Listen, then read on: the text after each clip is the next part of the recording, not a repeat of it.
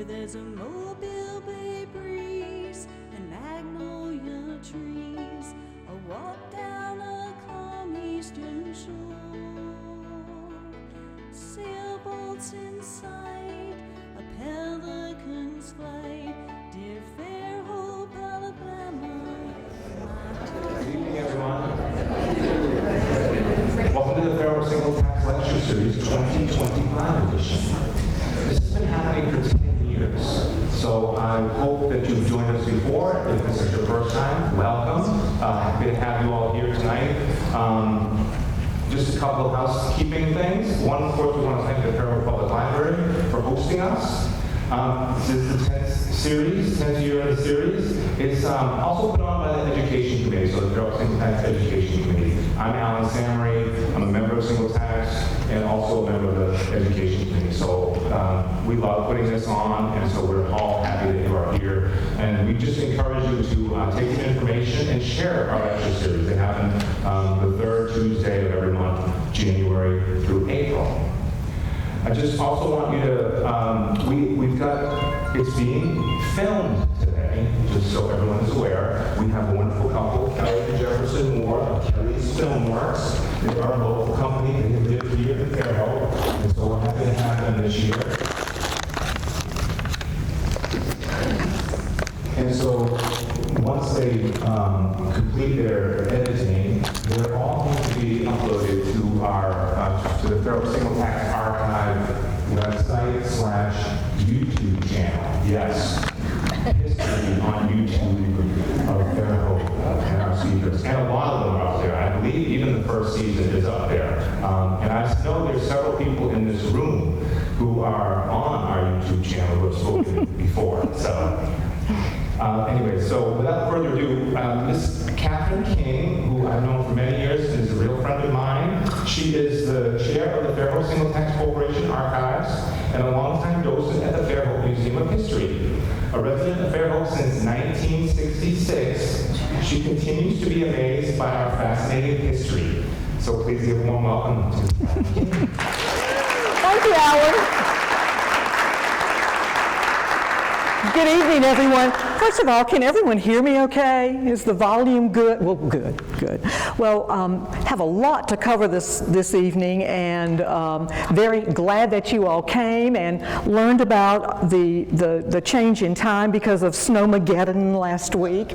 But we're tickled to be here and learn more about Mr. Henry Stuart. And if you notice, the title of the presentation says New Information from the Hermit of Montrose. And indeed, that's what it is.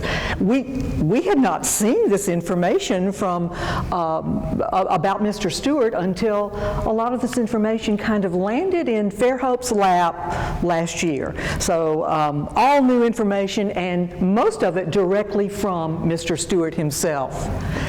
And this is our man. This is our man of the hour, Henry Stuart. He was born in 1858, died in 1946, and there's a roster of things that he identified as. And we'll talk about some of those, but there he is standing in the doorway of the Roundhouse, which some people call the Hermit Hut, but no, it is called the Roundhouse. So just remember that.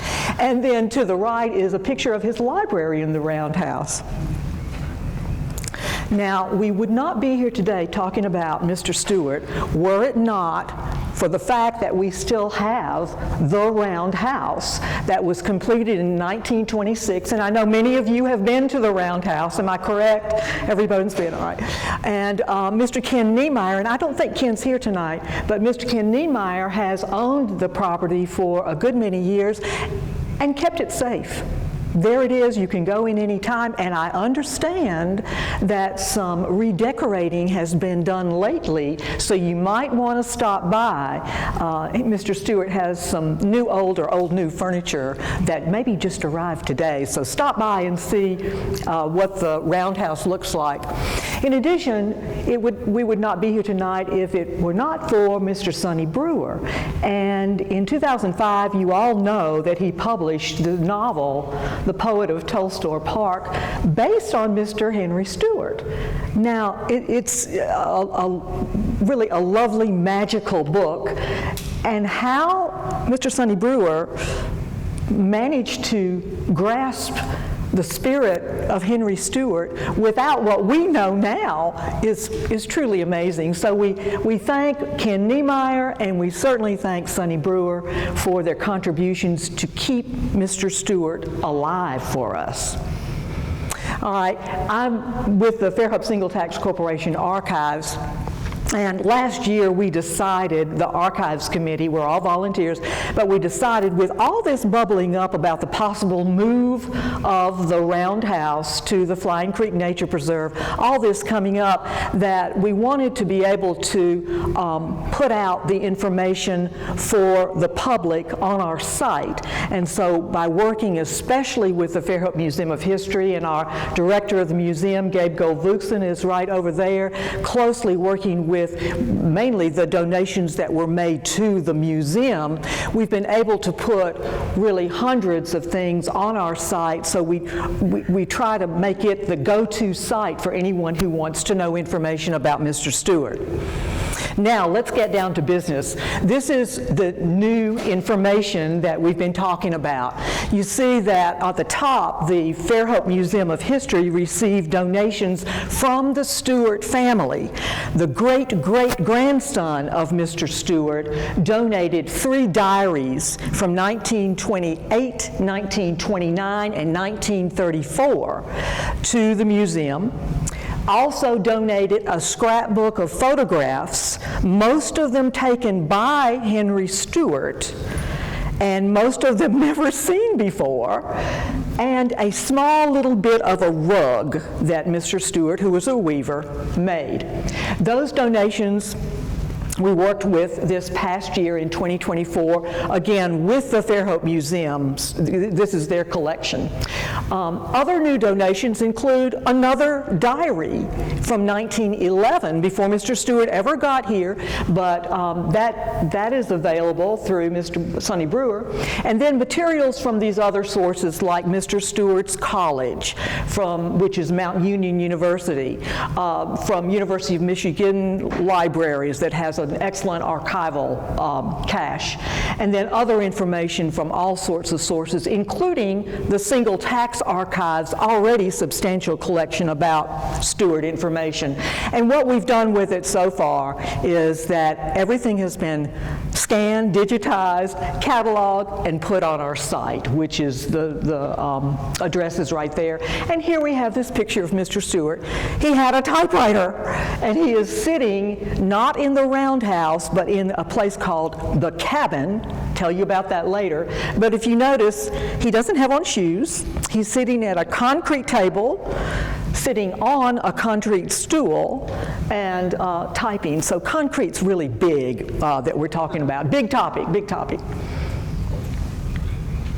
Wanted to let you know what these diaries looked like. The ones on the left there, you see the 1928, 1929, and 1934. Those were the diaries that were dropped off by the great-great-grandson at the museum. And the inside, you know, there's the beginning page for 1934, and you see Mr. Stuart has written his name in pencil in the 1934 one. On the other side of the screen, you see that other 1911 through 1914 diary. Doesn't have as much interesting information, but it has good information in it. This is what in the inside of a typical page of the library of the diary looks like. And we'll go back to this page, but I wanted you to know that every single day he made quite an entry in these diaries, so you know what he was doing and where he was going and what he was eating and so on and so forth. This is the scrapbook I mentioned that came from the family. And this is a typical old-fashioned scrapbook with the black pages and the photographs on them.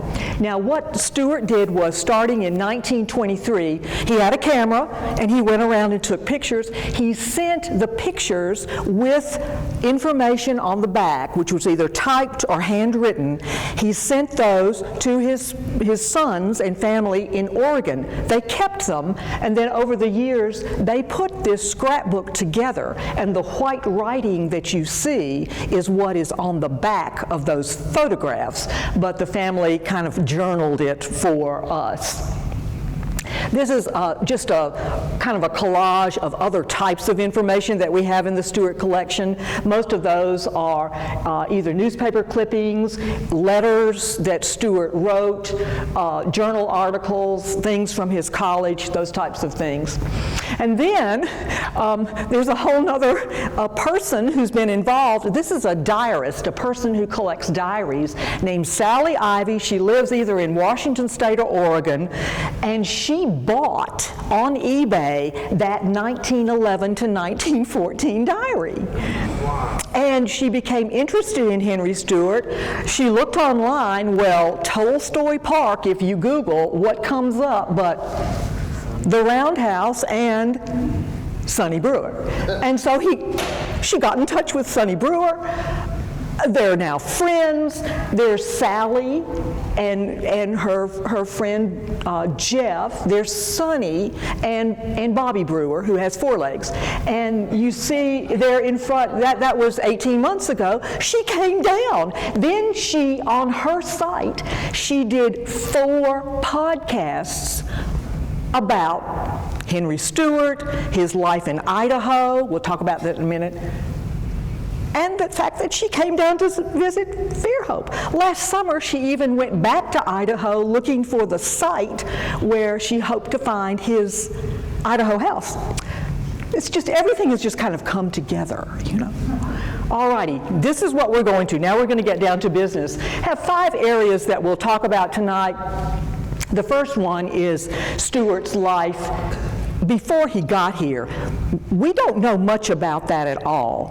And everything that we know about him from all this new information, well, everything we know really, is based on what he has told us as a mature man, as a 65-year-old man and older. We don't have anything from him when he was a younger man. We don't know what he was thinking, necessarily how he evolved into the person he became, but we do have a lot of clues. So here we go. We're going to talk about his life before he came to Alabama and the development of this philosophy of the simple life and how he wanted to live. This, I won't go over it in detail, but what this is telling you, he was born in England, family immigrated right away in 1860 to the United States. They settled in Ohio. He went to college for 1 year at Mount Union, then college, which was a Methodist-based school in Alliance, Ohio. He was in touch, as an older gentleman, he was in touch with the alumni office, and we have a lot of those papers and forms, so again, we know what he was thinking about his previous history. But he started to work with his father on the farm, and then he did lumbering, he did timber work, and then he moved to Virginia and worked in Washington, D.C. as what's called a stationary engineer. It's kind of a mechanical engineer who's dealing with systems in buildings and things like that. He married Fanny in 1891. They had 2 sons. Evidently, it was not a happy union. They separated in 1902. But anyway, ultimately, he moved to Colorado, still working as an engineer in mines. Then he moved to Idaho and lived in 2 places in Idaho, DeLamar, which is a small town, and then he moved to Nampa, Idaho, and lived there for some years where he was a weaver. He got out of the engineering business and became a weaver. Then in 1923, he came to Alabama, he built the Roundhouse in 25-26, and he left here in 44 and died in 46. This is just a real quick sample of the Mount Union College alumni form, and sure enough, he tells us present occupation, this is 1925, present occupation was home building. He was building his, but he did tell us that since leaving Mount Union, he'd been a farmer and lumbering and worked as a stationary engineer and then a weaver. Look at this. This is a 1922 picture that Stuart took here on the left, those are his rugs. He's advertising his rugs. He calls his company Rugs Beautiful. On the back, which the back of the picture is this center slide right here, he tells us what colors they were. Well, we colorized it. I really want one. The one that Gabe has at the museum is a small rag rug, and it's plain. It's actually a portion of a rug. And it looks like the rags might have been dyed in onion skins, you know, that nice yellow color. But anyway, yeah, this is November of 22, a year before he came to Alabama. But he's saying, yeah, these are $3 and some are $3.50 if it's one of the Pinto rugs. Alrighty, in Nampa, we start to see more and more about him, what he was thinking about this philosophy of life. He was very involved with the Socialist Party in that county, and he ran for Justice of the Peace and became one. He ran for mayor, did not make it. He ran for the school board, did not make it, but he was active there in the Socialist Party of the early part of the 20th century. Aha, now we know more, because we have a letter dated 1926, where he is writing about his philosophy.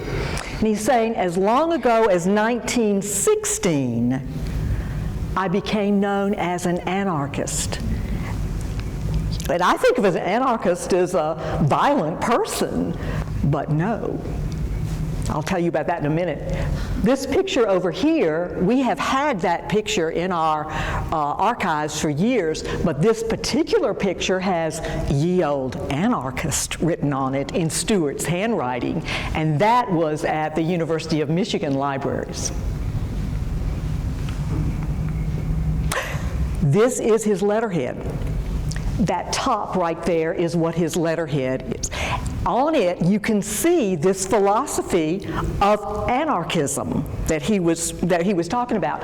On the left is a quote from Abare Newton, who was an Episcopalian minister and into social justice and those types of things. I think he died around 1917.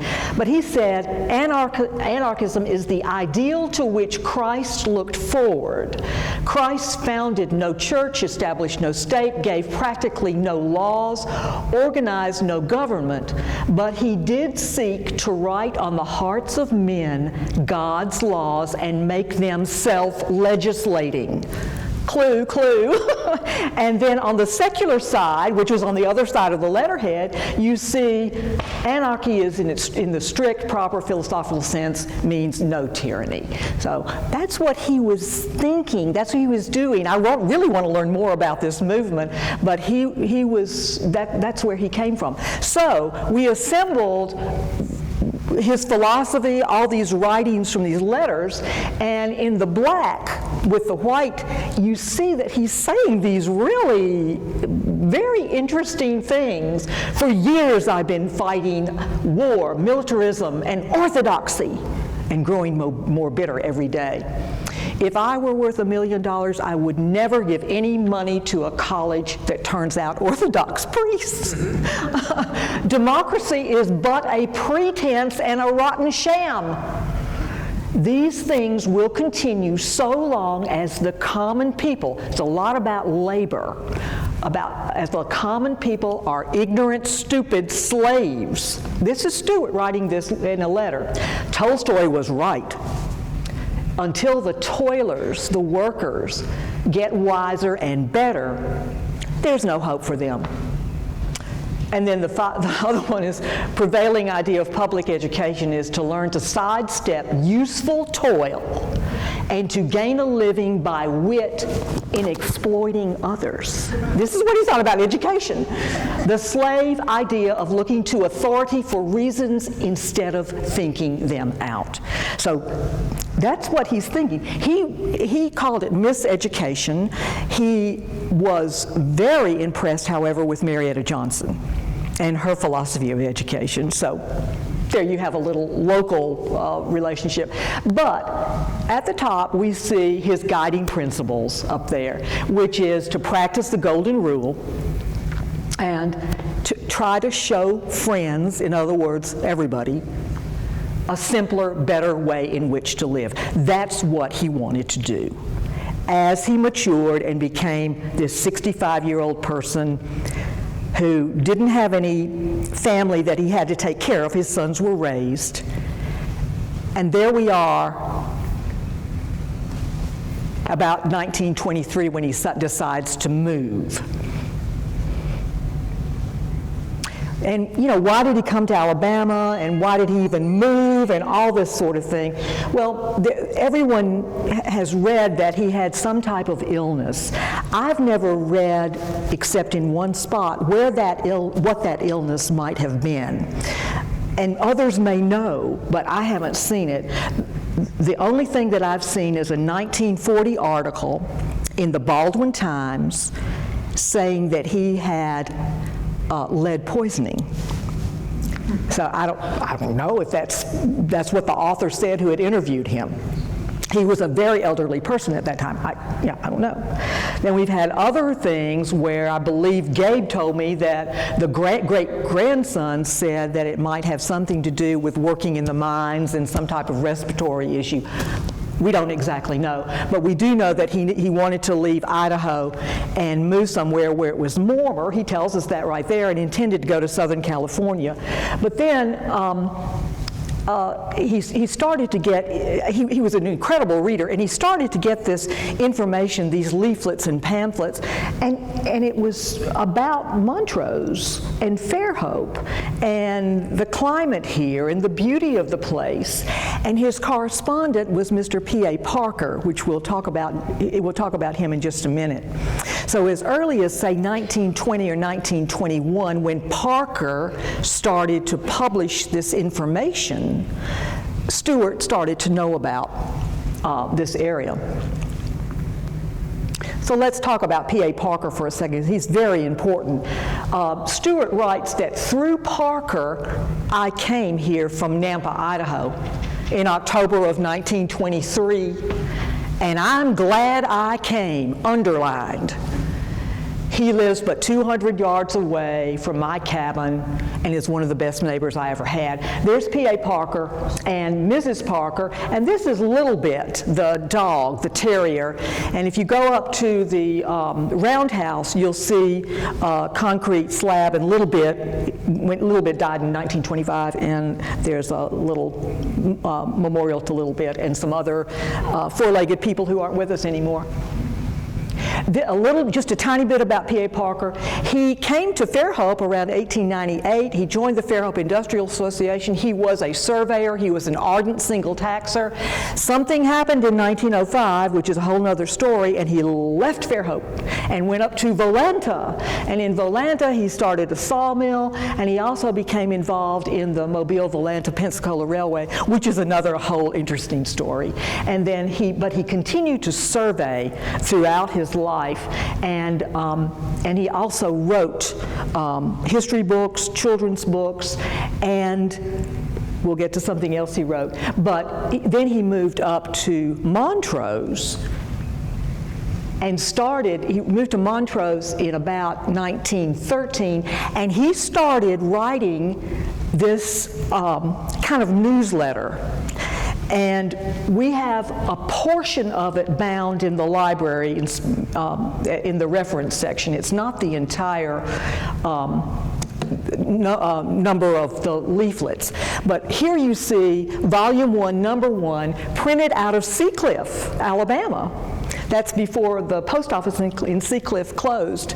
And the name of the leaflet that would be published monthly was called Keep Close to the Ground.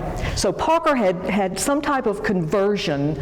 I wanted to change the way he lived around 1913, and he thought back to his grandfather who farmed and took care of himself only by living off the land, and so that's where the keep close to the ground comes from. This, I firmly believe, I don't know for 100% fact, but I think this is the leaflet that Stuart got his hands on. And so he wrote Mr. Parker much earlier than 1923, so they were having conversations about this whole theory of taking care of yourself and living off the land and not relying on anybody else. And if you look at the heading right here, this is really very interesting. This paper will urge people to care for themselves, to go directly to the land for a living, and not wait for single tax, socialists, farm loans, reclaimed deserts, civic centers, sanitary dwellings, home demonstrators, moving pictures, etc., etc. Don't wait for anyone or anything. How to get a man to care for himself is the great problem. And he felt the solution was to keep close to the ground. So, hey, Henry Stuart must have thought that was a great idea. So anyway, Parker wrote me early in 1923. This is Stuart talking, and he was being interviewed. Oh no, he was writing. This is in a letter. And he said, you know, Parker wrote me that there was land here right next to where he lived, and for $150. And so he sent him the money in March of 23. Parker bought it for him. And Parker decided to come here. Stuart decided to come here instead of to California. So now let's say he gets to here. So early days, and the quote, "Life to me has been almost one continual round of pleasure since I came to Alabama." He liked it here. All righty, look at this wonderful picture. This is Mr. Stuart, in case you didn't recognize him. He has on a very handsome set of clothes, fine suit, that line his crisp pleat in his pants, well taken care of, fine looking hat, and he's with his daughter-in-law, Annabelle. This is June of 1923. He looks pretty hale and hearty to me, but anyway, that's a great picture. And he arrived in Mobile by train on October 17th. However, there was a bad storm. He had to stay overnight, so he really got over here on the 18th of October. And we have a letter. It's in the background there, but it's got a lot of information about his trip down. He left Idaho, but he decided, I'm going to stop in Ohio and see my old stomping grounds, go to my old college. So he did. And then he also went over to Virginia and saw some relatives. But the trip to visit Mount Union resulted in a lot of correspondence back and forth between Stuart and his old college, and those alumni forms that he filled out with this wonderful information for us.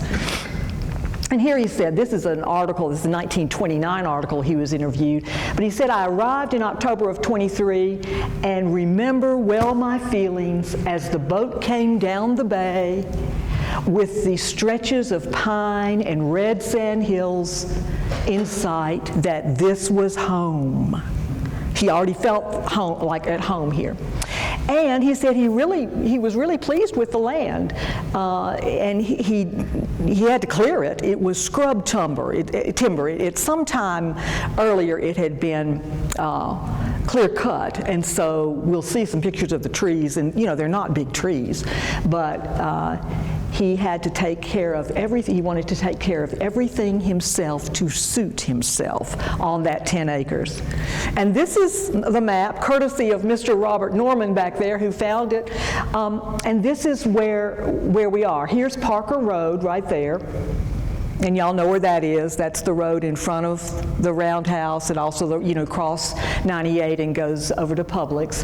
The Graham property was much larger, and the Parker and Stuart properties came off of the Graham acreage. But Stuart was on the west side of Parker, and it was 10 acres. Stuart did not keep all 10 acres. He sold off 4 acres in 2 separate transactions. So he decided for around 1927 and 1928, he didn't need 10 acres. 6 would do him just fine. Alrighty, this is a picture Stuart took, but it is of P.A. Parker's house and print shop. Remember, he was printing that, keep close to the ground, and so that was taking care, being done in the print shop, and Mr. Parker is seated on the little porch there in the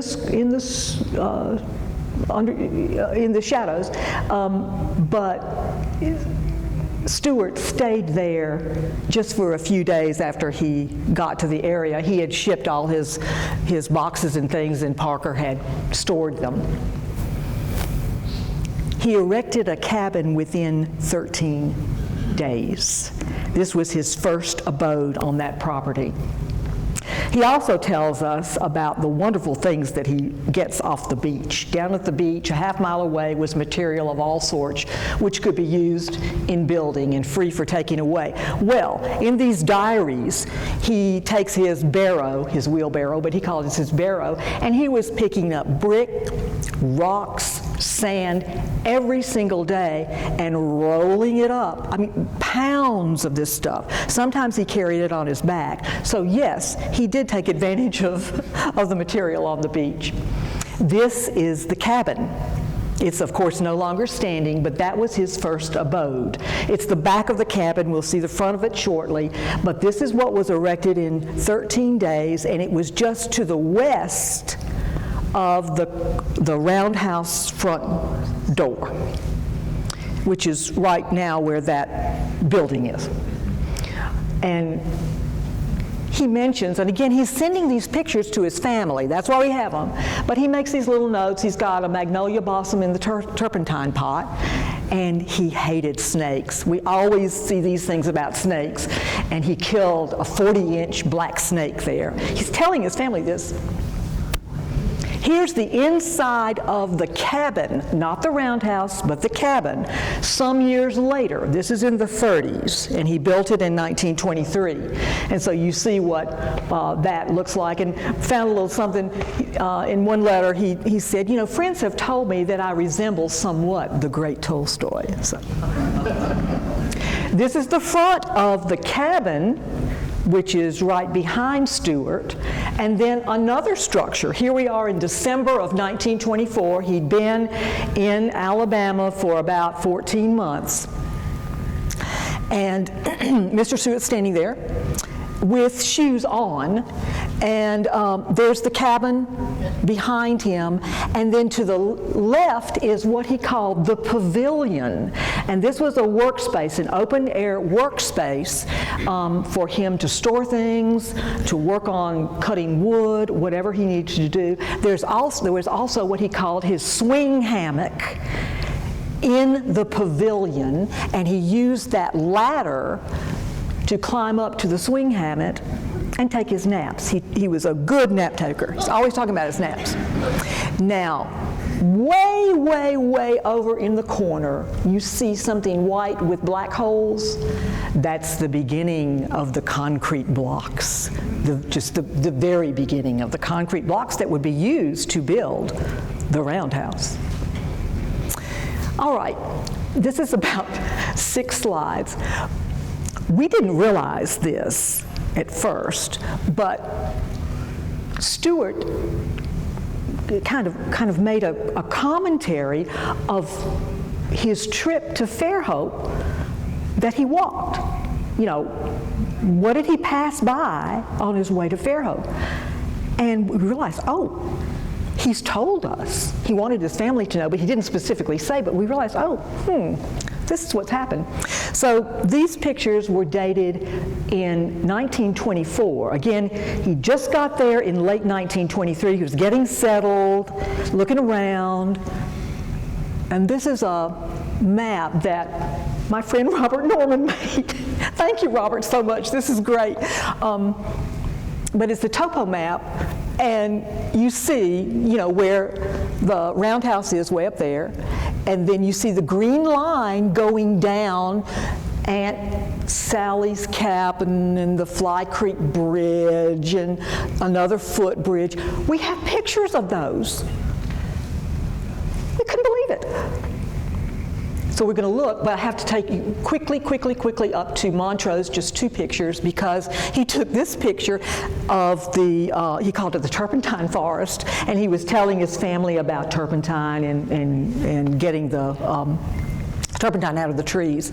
But look at the trees. Obviously, they haven't been there for years and years and years and years and years. You can tell 30 or 40 or 50 years ago, the place had been clear cut. That's on his way to the Montrose post office, which was north of the roundhouse. Here's another picture, again, north of the roundhouse, and it shows on the way to the post office, and he points out this large tree bush, as he called it, which was, he called japonica. Of course, it's camellias. And they were blooming on January 5th. You know, you couldn't believe it. And this was near Mrs. Fell's house up there, who would be the postmistress later on. Now, let's get back on our route, that map. Here we have a picture of Aunt Sally's cabin, which was also Aunt Ellen's cabin. Many of you might know about Aunt Ellen, the black family who lived at Seacliff. And there she is right there. And he tells us, you know, right behind the camera is the cliff, 40 or 50 feet down. So, okay, so he started, left home, went to Seacliff, said hi to Aunt Sally. He took a picture of the gully, or what he called the slash in the gully, and he said, you know, it's above the beach along the Gulf. He forgot it was the bay, but he said the Gulf. So we have these wonderful photographs. Here he's taken a picture of the shoreline, and look at the beach. And in the distance is, really are 2 piers. There's a short pier there, and then there's a long pier in the distance, which you may be able to see. And I'm not completely sure about these. Maybe some of y'all can help me with that later. But he said the old Volanta Wharf in the distance. But there he is, walking along the shore on his way to Fairhope. That's the back of the picture, telling us it's about 1/3 of the way to Fairhope. This is one of my favorite pictures. This is the mouth of Bayou Volanta, or Flying Creek, or Fly Creek. So this is where the yacht club and Fairhope docks are today. Look at that. And he took the picture from the south side of Fly Creek at Captain Bowen's house, I'm figuring, because Captain Bowen lives right there, and he was forever visiting Captain Bowen on his way to Fairhope. But you see the footbridge. You know, how did he get across Fly Creek? There's a footbridge up there. Do you see it up the top? So that's the footbridge he took across. Isn't this amazing? And there he's telling us just what I just told you. Just incredible. This is May of 24. Here, this is a picture that came from Robert Norman. Robert lives in a historic house in the old Davis home, and this was a family that came from the Tatumville area and moved across the gully, across Bayou Chabon, or Marshall's Gully, and this is the old home. And he would stop and talk to Mrs. Davis was forever ordering new rugs, and anyway, he would always stop and say hello to Mrs. Davis too. This is a stream in Bayou Chabon. Bayou Chabon is the big gully. It's also called Big Mouth Gully, Davis Gully, Marshall's Gully, and it's the gully that is right where the Fairhope sewage pan is, right? And so beyond that, you see a fence, and that's Mr. Eddle's property. He would cross that, cross the gully there, then go up into North Fairhope and go about his business, go to his meeting or whatever. He's telling us all about that there. This is 1924. So we're back at the map again, so you can see where he went. And we have pictures of all that. And then here's a larger insert. So you see his at Eddle's Footbridge, and he comes up into the area. But anyway, so you see that when he walked to town along the shore route or the shore trail, we see how he got there. And he came up into the Summit Street area, and he visited Mrs. Dr. Amelia Lamont and all his friends there, and then he walked into town to do all the things that he did in town. So we're just really tickled to have this map and for Robert to help us understand where things really were. Now, if he walked to town not on the shore, it was much easier to figure out what he did. He came down Parker Road and hopped on what we know as Scenic 98, but it was then called Eastern Shore Boulevard. So he came down, but look at this next picture. This is a 1913 picture, and a lot of people have looked at this, trying to figure out what it is. And we think we know. We're looking north on Section Street. Right over here would be the Eastern Shore Art Center, and before that, Pinewood Pottery, where the Harwells, Converse and Edith Harwell, would be right here. And then on the other side over there is the Colony Cemetery, alrighty? And so you look down, and that's Bio-Chabon or Marshall's Gully, Davis Gully, Big Mouth Gully. And you see the sand, the floor of the gully, the white sand floor of the gully, and that fine-looking new bridge in 1913, which was made by the town marshal, Marshall Bush, because everybody wanted to Airy Heights up on Grand Avenue, and everybody was wanting to move on the other side of the gully, and they were very happy to have a nice new bridge. So anyway, he would obviously walk across the bridge to get to Fairhope.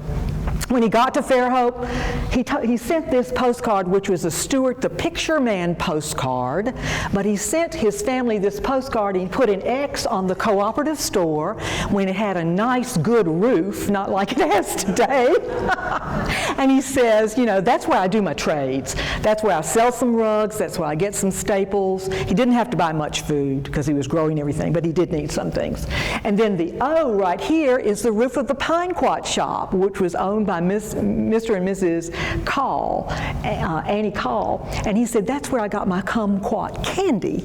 So he did, and that's the Fairhope Single Tax Corporation is behind this tree right here, so you can't see it. But you see the Gables Hotel in the Tumble End, and that's that building to the left is the First Christian Church, which is kind of near where the K1 Center is. But he did lots of stuff in town. Every Wednesday he went to a community lunch, and there was a talk. Sometimes he spoke several times. Every Sunday he went to the community forum, where again they had speakers.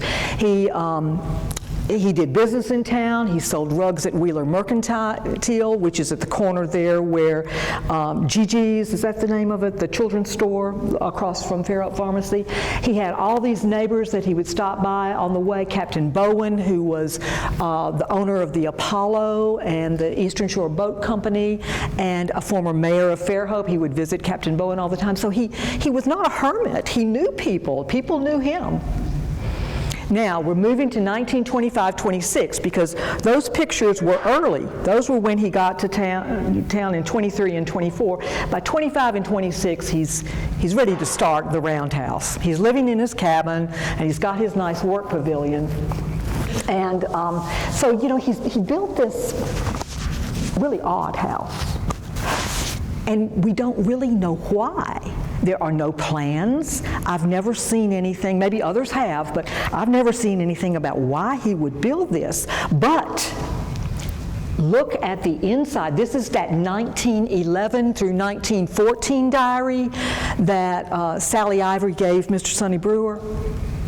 On the inside of it, you look over here and you see H.J. Stuart, Pole Creek Wigwam, De La Mare, Idaho. We all know what a wigwam looks like. It is a domed structure, made of something, but a domed structure. So anyway, very interesting. But he did write his friend Mr. Owen, who was in England, and he did say that, this is 1926, and he did say, well, I've been really busy building this concrete roundhouse And he tells us that it's 14 feet diameter and it's got 6 windows and a door, and that the wall is almost finished, ready for the roof. And when Mr. Sonny Brewer's book came out in 2005, Mr. Mac Walcott in town, an architect, did a study and a rendering of the building, and there it is right there. That's also on our website. So a lot of study was put into it, and there's a lot of information about the number of bricks, those types of things. Alrighty, look at this picture. This is November of 25. And we see the work pavilion on the left, we see the cabin, and then you see that corrugated tin right there. Behind that, Stuart says the excavation for the new house is behind the corrugated sheet. Aha, he started to dig out, because the roundhouse, as you know, you step down into it, it's 2 feet down. Things are moving along, and you also see that large stack of concrete blocks that he's been making. Oh, here we are the picture was taken in June of 26. All right, look y'all. There we have the cabin, and there we have the roundhouse without its full top. Isn't that amazing? Y'all all see that? Pretty amazing.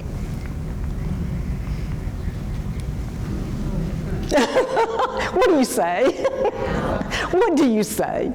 But let me zoom out so you can see that's the same picture, just not cropped. You see, you can't say anything. It's so amazing to be able to see this. You also see the scaffolding that he had inside, which was, basically boards propped on concrete blocks. Oh my gosh. And then in December of 26, he was finished, pretty much. And there's his building in December of 26. Remembering that the cabin and the pavilion were to the west of the front door. And this was taken in April of 27 by a young woman with polio. She had polio. Her name was Harmony Huffman, and she took it in shadow, but it's a kind of an effective picture. So by 1927, the roundhouse was finished.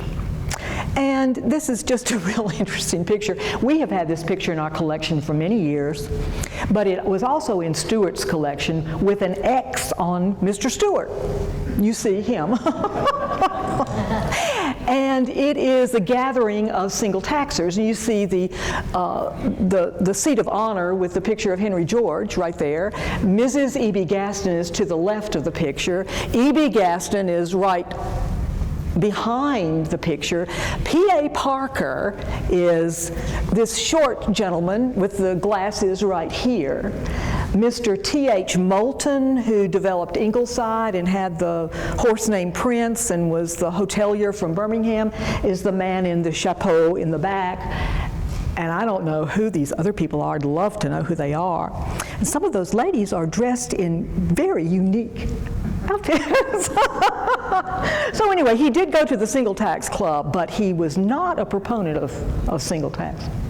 Finally, we're coming to the demonstrating the simple life at Tolstoy Park.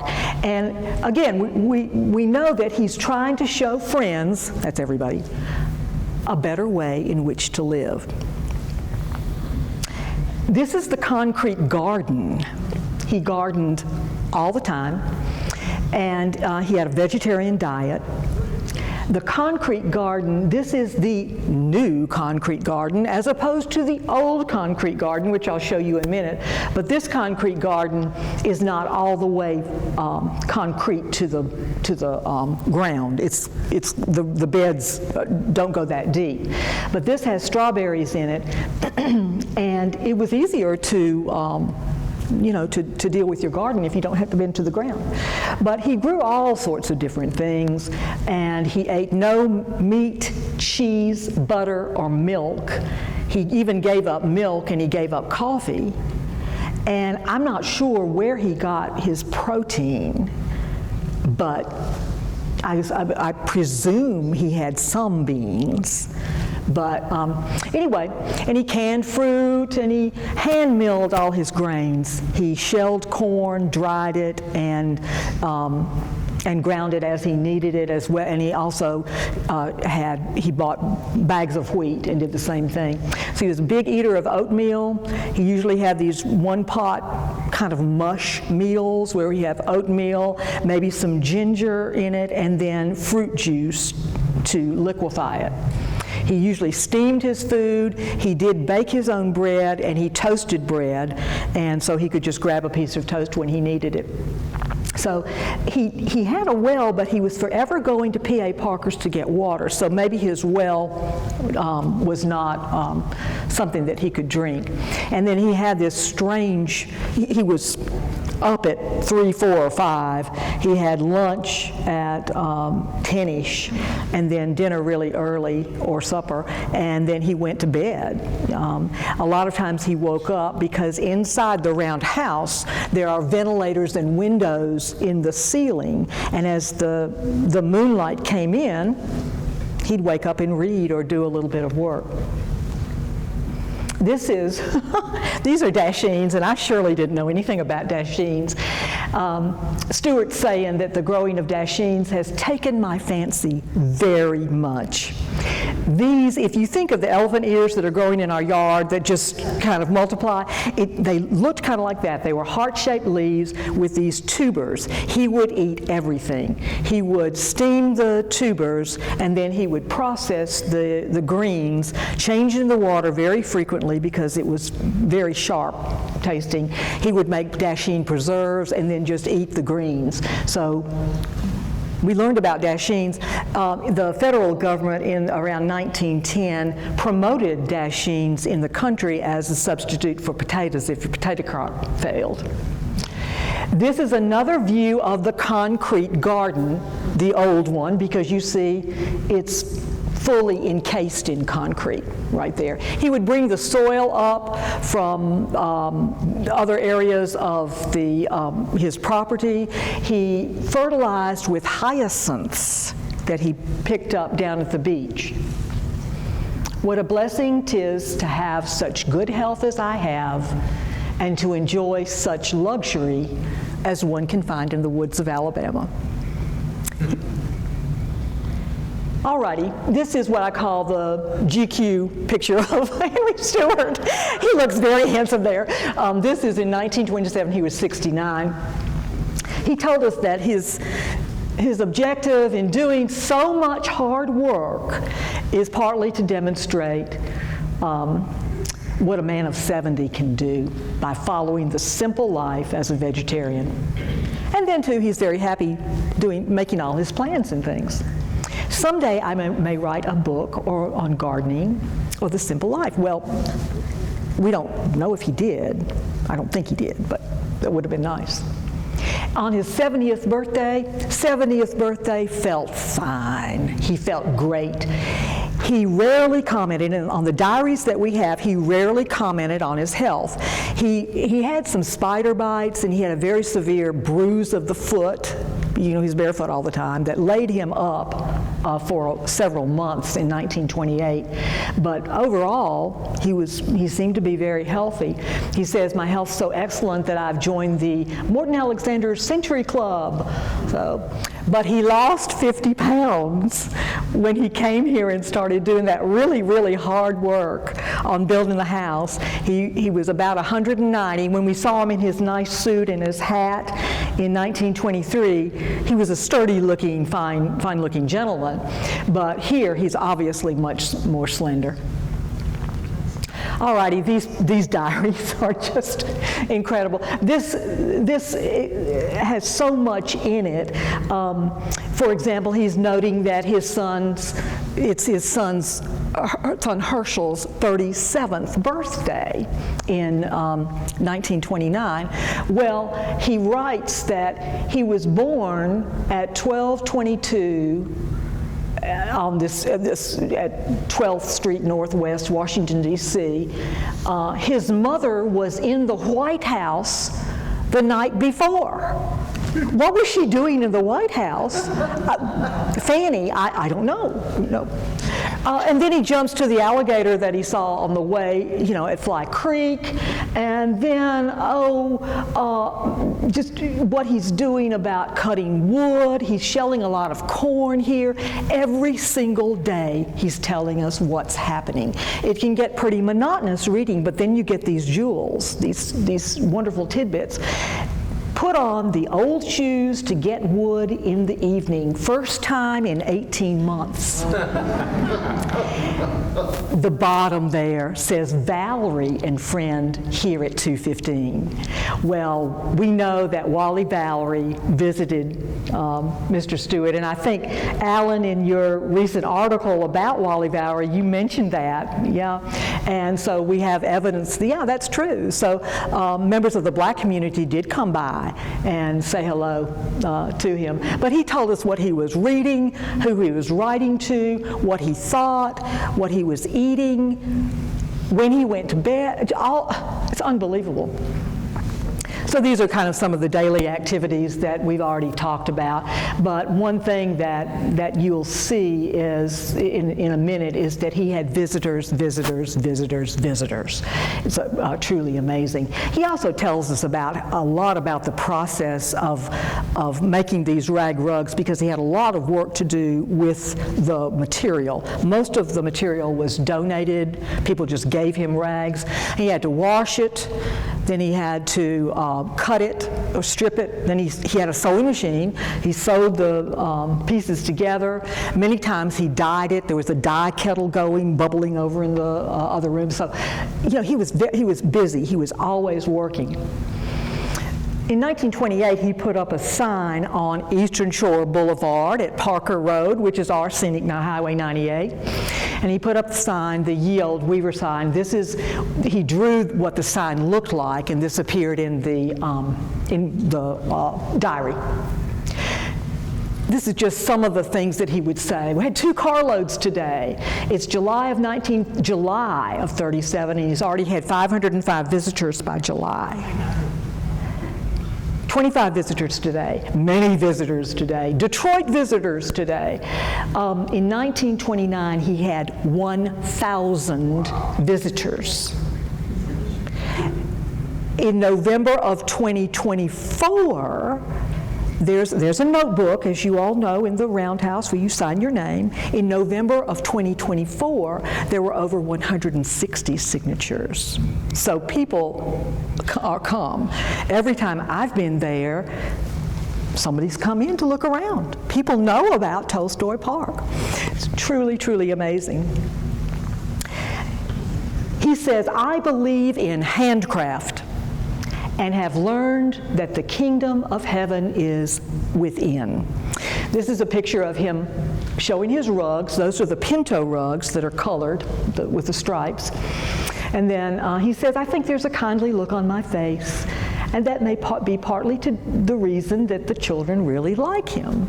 And here he is outside the Roundhouse with his concrete table on which he has placed his rugs for sale, because people came by and bought these rugs. They love these rugs. In fact, Mrs. Gordon Smith, who was the wife of Mr. Smith of Smith's Bakery, ordered rugs and would come by and visit him too, and that's in the diaries too. Okay, snakes. He really did not like snakes. And you would see in red ink, snakes. Black snake crawled over feet while sitting under tree. Went to Parker's twice for water, yeah, blah, blah, blah. Killed 17-inch ground rattler on the way to Parker's. So lots of information about snakes. And also,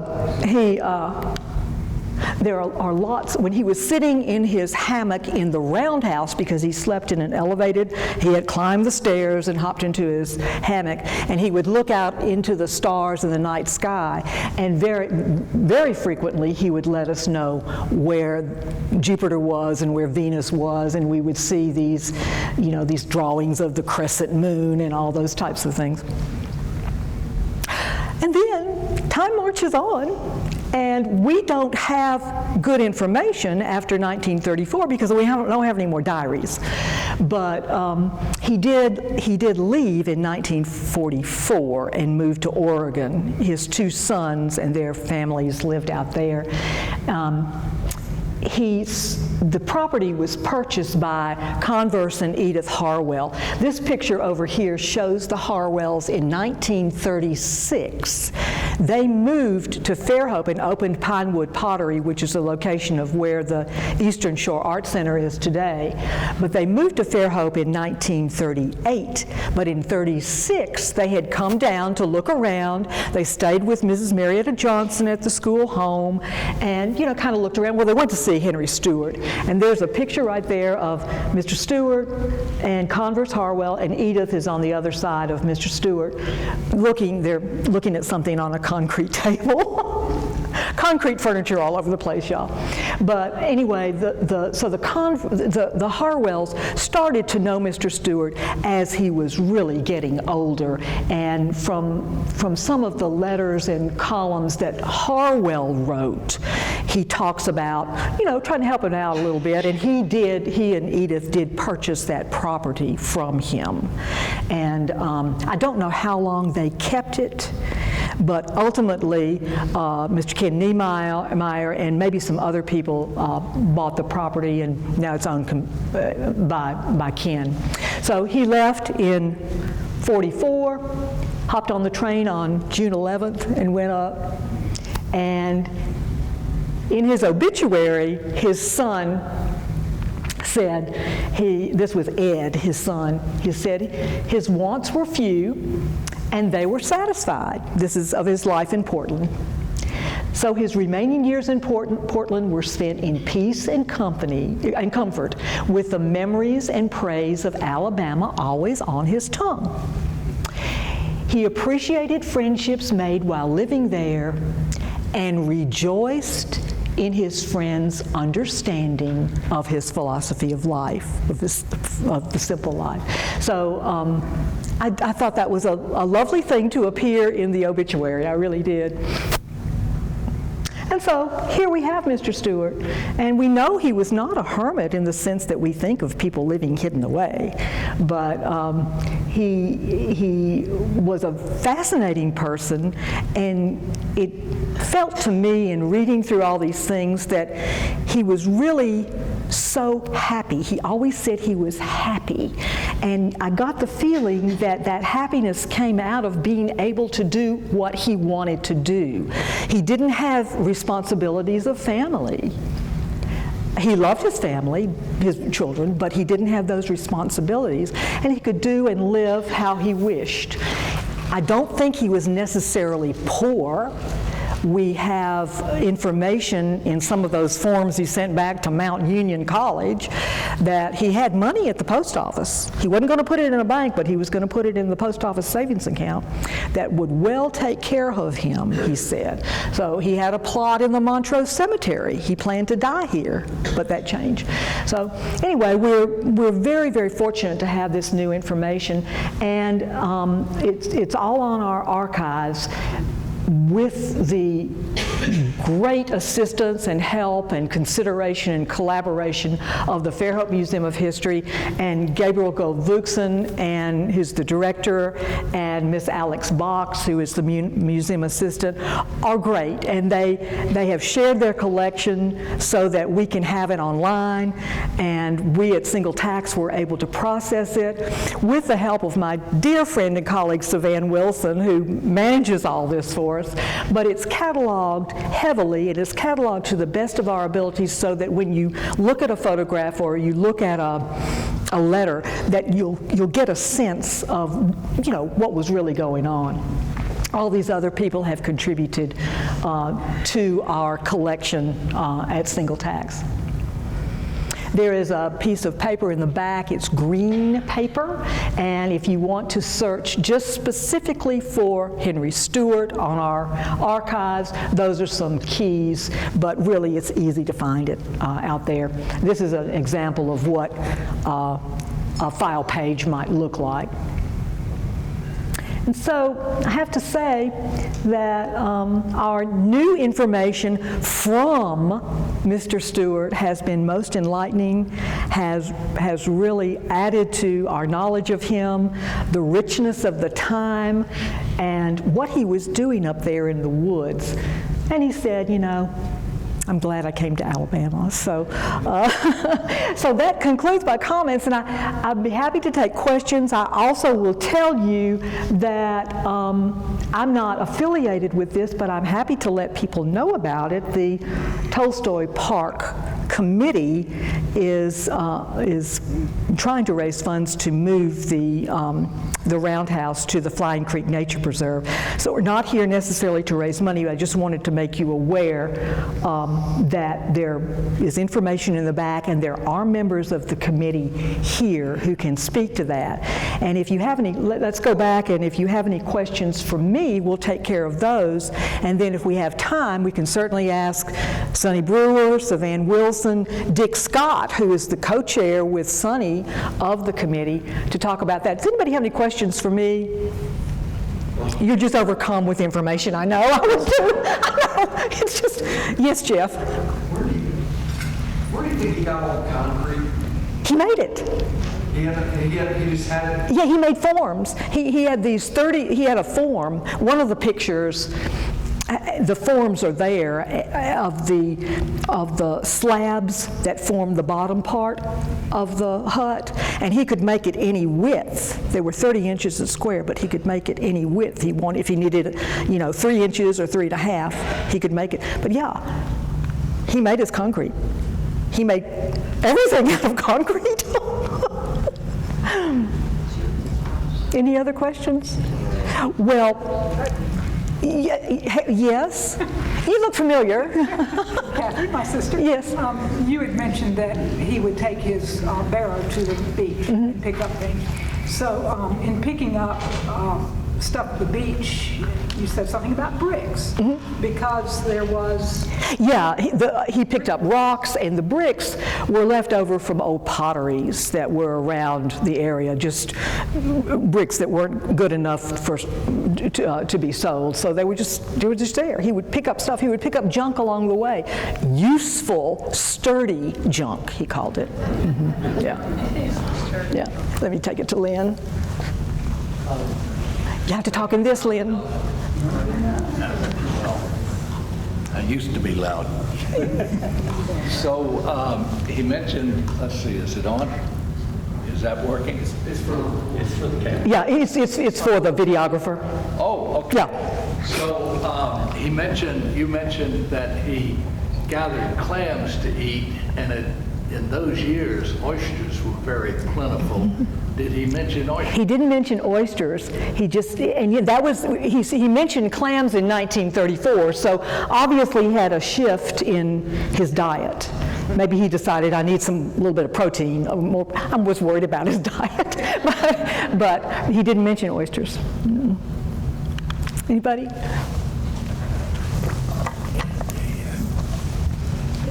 This is for the video.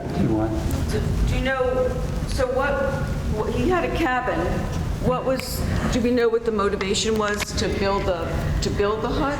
And was there any Quaker influence? Well, he told us, the question had to do was with the motivation for building this cabin, and I haven't seen that. Well, Mr. Sonny Brewer will tell us. But as far as Quaker and religion, he did say, the Quakers and the Unitarians I can tolerate. But organized religion, no way. This was a Methodist college he went to. Not a dime. Nothing that would turn out Orthodox preachers. No, no, no, no.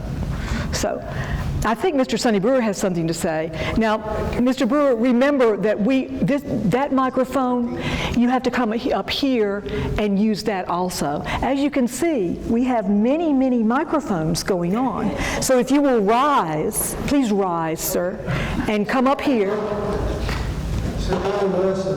Oh, that's right. Savan Wilson going to speak.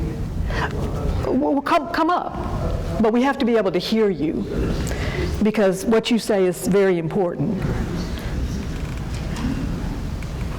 Oh, library people, does he need to speak into this? In that. Huh? Oh, Trista? You have to speak into both. Okay. That's for the... If you want to use maybe this one instead, Sonny, because then he can pick up both. He can? Yeah. Okay. Can you pick up both? If you guys, So, Catherine, don't get far. How about that? Okay. okay. God really start Savannah ordered me to come up here. I know it's the roundhouse idea that you were talking about.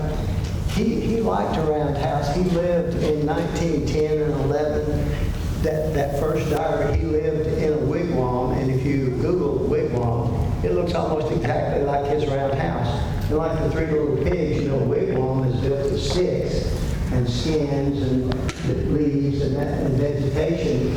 And like the Three Little Pigs, when he got to Fairhope, he built the same thing of concrete.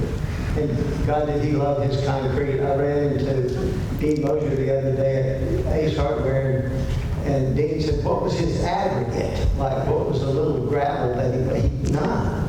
Is that beach sand? It's sand. And he just fell in love with it. You know, that one picture where he's sitting at his typewriter, he's poured himself a concrete floor, and he's fashioned a concrete stem, like a mushroom stem, for the stool that he sits on. He puts a little wood on top of that, but he just loved pouring concrete. Ken Niemeyer told me recently that there's another slab of concrete down farther to the north of where his buildings are, and they don't know what's written on it, and I haven't found it yet, but he said it's there, and it's got writing on it, and it's definitely a Henry Stuart product.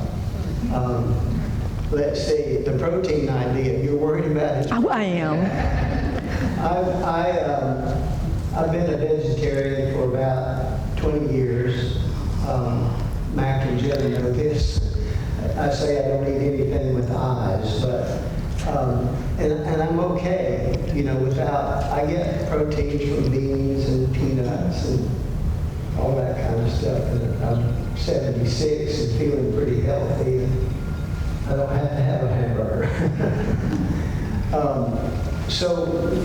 What else? Does anybody have a question for me? I just want to say that we really want to move it, you know, put Henry back in the woods, and it's about generational ownership. Ken Niemeyer has, I thanked him the other day for arguing with his early partners to save the roundhouse when it's so close to those two buildings. I mean, it's within inches, feet of the footer that they had to pour to build those two office buildings, and their roofs pour their water right down in. That was a problem for that building back then. And I said to Ken, thank you for arguing with your partners to save the roundhouse. He said, I didn't argue at all. I wrote him a check. So thank you for writing a check. And then this, I began to think about generational ownership. You know, we have great ideas for what to do with our house. We leave it to the kids. They start arguing about it. And who's going to live there? Well, let's just sell it, whatever.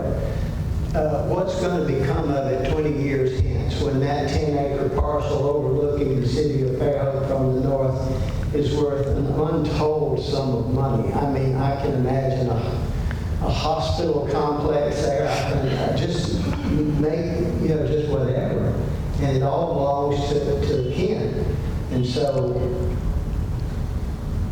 I'd like to see it moved and saved. And we can do that. And the bill is $278,000 for a company from Philadelphia, Wolf Movers, who was suggested by Clay Fowler. He was approached about could he move that roundhouse, and he said, I can move anything. And Clay was Cliff Fowler, house movers locally. Clay said, I can move anything. But while I would be fooling with that round house, I could move 6 houses. And Clay suggested that there was only one company in the country and maybe in the world that he would trust to move a masonry structure like that, and that was Wolf Movers in Philadelphia, PA. If you go to their website, it's easy to Google them and just look at the images of the buildings that they have moved. 2-story brick buildings, you know, that are, it's just amazing. And so they came to town. We had to give them $6,500 to come to town. They sent their lead guy, Joe Burns. He came to town and says, and pretty quickly said, oh yes, we can move that. We can move it intact for $278,000. And I was asking questions about it being rattled down the road on the back of an 18-wheel flatbed. And he said, no, you're thinking into the past. You need to think more like Mars rover. Somebody walking beside it and it on that thing with a joystick and, you know, very carefully walking it down to its new place in the Flying Creek Nature Preserve. And I really love the idea of that. When I first asked the mayor about it, she quickly said, oh yeah, we have some places, and you know, I haven't heard yet a negative comment about moving it. You know, some people say, why don't you just leave it where it is? But that's really not a question. You know, we want to move it so that it's still here in 2044 or whatever. So we can do that, and I love the idea of the Flying Creek Nature Preserve as opposed to a suggestion like behind the History Museum or Caddy Corner to Theater 98. That's some places that were considered on Knoll Park Hill. That was another thing that was talked about. Or farther down on the bluff. But everybody loves the Flying Creek Nature Preserve.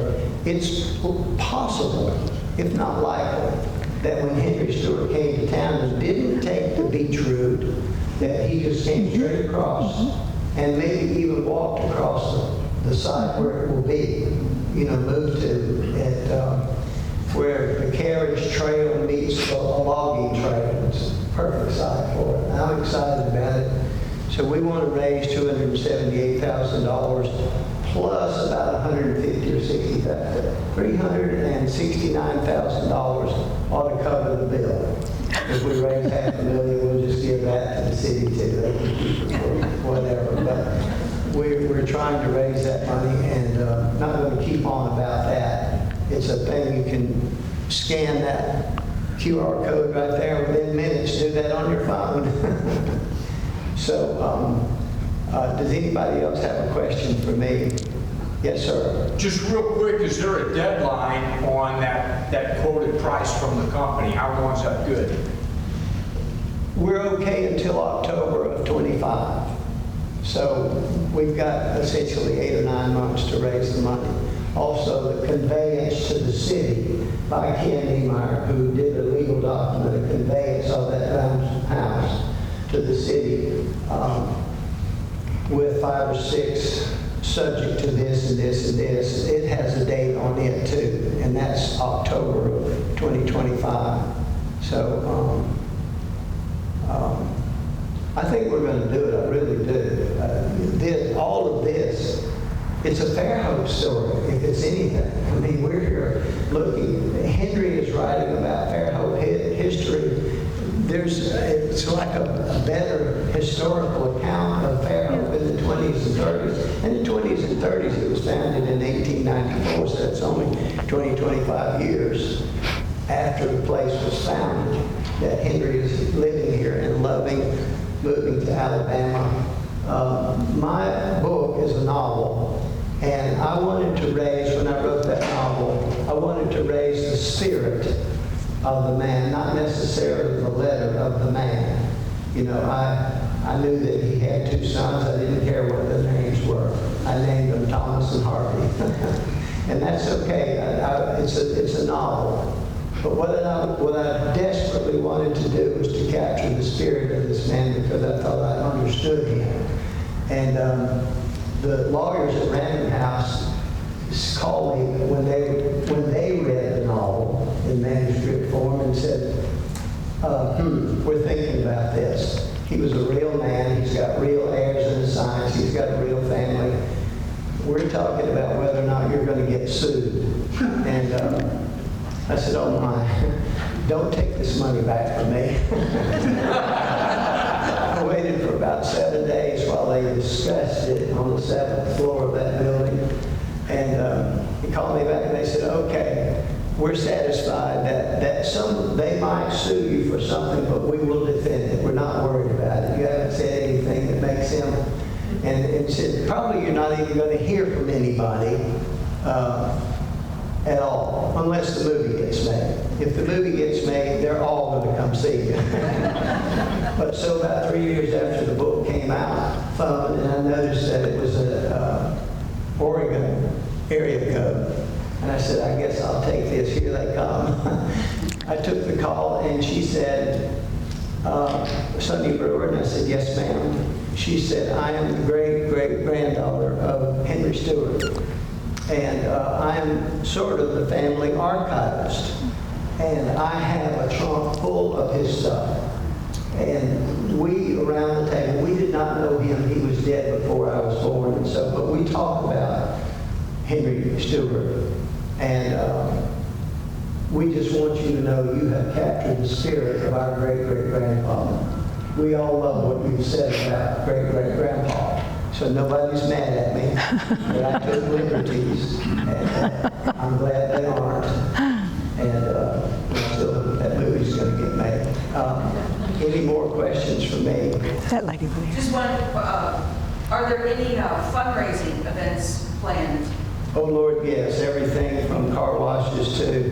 I have volunteered to, toward the end, if we're short, to dress up like Henry and go door to door to the merchants in town. All the hospitals, everybody, and I will. Is that on the, are the events on the website? Savannah. We've got a sheet back here, but if you'll sign your name, you'll be on an update with the activities that are going on and what we've raised.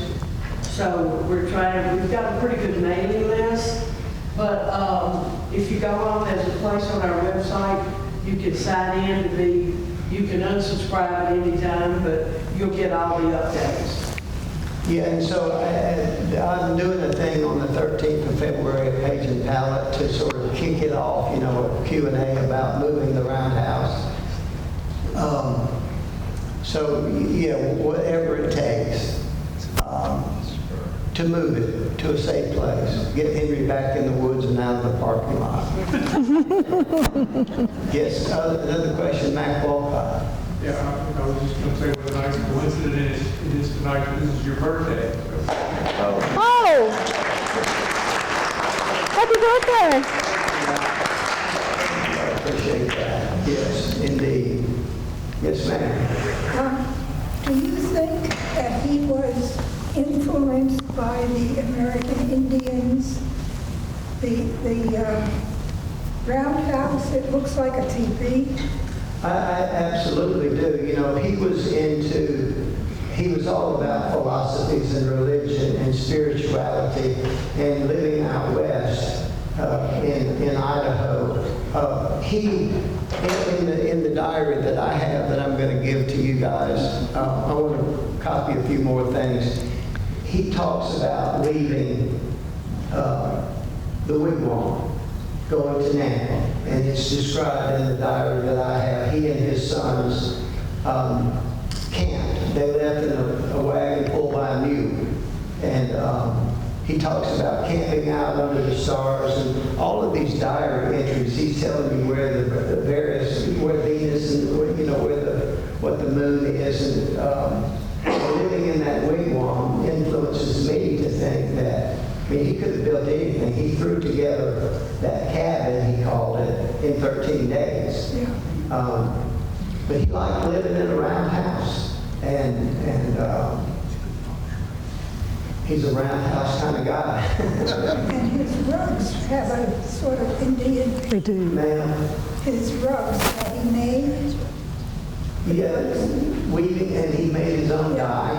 And, like the Navajo rugs that you think about. So One thing that Catherine didn't point out that I know she knows, another money-making enterprise that Henry had while here with that wonderful concrete that he loved was he made gravestones. He did. He made gravestones. He certainly did. And he was pleased to sell them. Yeah. And there's one of his pictures is of 5 stones that he made, and his notation underneath is, I've sold these 5 to the Gable family. Right. And so, I mean, I just love that he made those gravestones. And he loved to write in his concrete that you needed a headstone, and he got to write in it your name, your family name, or whatever, the birth and death dates. And so there's this wonderful picture of those. And I forget who I was talking to, maybe Savannah, somebody went to, or Dick Scott, went to find a grave, and within a week or so of me talking about it, told me where those gravestones are. And I went and found them there. It's a little, I think it's a Methodist cemetery just before you get to Fish River on 32 to the left. Little cemetery there on top of that hill. There it is. And he brags about how he used oak leaves to make an impression in the backside of it to make it more artful. I'm sort of fascinated with him, you know. But who else? Anything else? Thank you so much. Thank you. This lady has a... Has been raised so far? How much money have we raised? Dick Scott, what is the... We're a little over $10,000 right now. So if anybody wants to give me a check for $100,000 tonight, let's then go. That's okay with me. On that website, there's a thermometer that's going to start, and going up to $369,000. Thank you. Thank you all for coming.